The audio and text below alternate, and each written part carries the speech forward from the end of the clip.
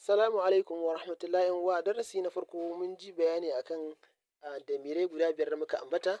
Muka ce akwai huwa, akwai hiya, akwai anta, akwai anti, akwai ana. So bari mu ƙara bada waɗansu misalai a kansu. Za mu ɗauki kalman jalasa. Jalasa yajlisu, ma'ana jalasa ya zauna. Yajlisu yana zauna. To mu ce jalasa alal kursiyi, ya zauna akan kujera.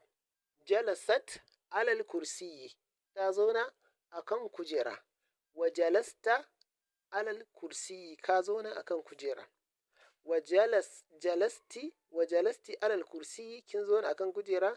Wa jalastu alal kursiyi, na zauna akan kujera. Bari mu haɗa su da damiran su, ce huwa jalasa alal kursiyi, wa hiya jalasat alal kursiyi, wa anta jalasta alal kursiyi, wa anti jalasti alal kursiyi, wa ana jalastu alal kursiyi.